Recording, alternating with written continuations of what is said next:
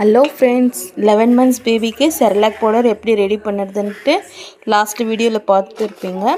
இப்போ இதை ஒரு பேனில் போட்டு ட்ரை ரோஸ்ட் பண்ணி பவுடர் போட்டு ஏர்டர் கண்டெய்னரில் ஸ்டோர் பண்ணலாம். வாங்க ஃப்ரெண்ட்ஸ், ஃபஸ்ட்டு ட்ரை ரோஸ்ட் போட்டு ட்ரை ரோஸ்ட் பண்ணிக்கலாம் ஃப்ரெண்ட்ஸ். நட்ஸ்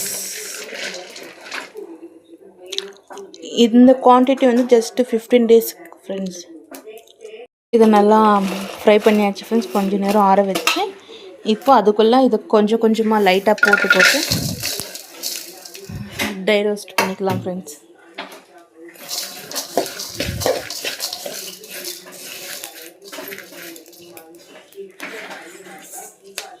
இது எல்லாத்துலேயும் ஸ்ப்ரவுட்ஸ் வந்திருக்கு பாருங்கள் ஃப்ரெண்ட்ஸ், முளைக்கட்டி வந்திருக்கு. எனக்கு என் தமிழ் அவ்வளோ கிளியராக இல்லை, எனக்கு தெரிஞ்ச தமிழில் நான் கொஞ்சம் ட்ரை பண்ணுறேன் ஃப்ரெண்ட்ஸ்.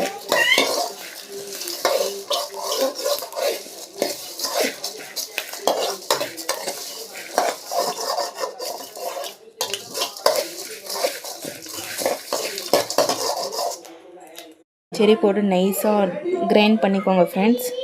அப்புறமா ஒரு 1/2 hour 1 hour வந்து வெளியவே வைங்க, கொஞ்சம் ஆறட்டும். அப்புறமா ஒரு ஏர்டைட் கண்டெய்னரில் போட்டு ஸ்டோர் பண்ணி வைங்க ஃப்ரெண்ட்ஸ். ஒரு 15 to 20 days ஃப்ரெஷ்ஷாக நல்லாயிருக்கும் ஃப்ரெண்ட்ஸ். இந்த வீடியோ பிடிச்சிருந்தால் லைக் பண்ணுங்கள், சப்ஸ்கிரைப் பண்ணுங்கள், கமெண்ட் பண்ணுங்கள், ஷேர் பண்ணுங்கள். தேங்க்யூ.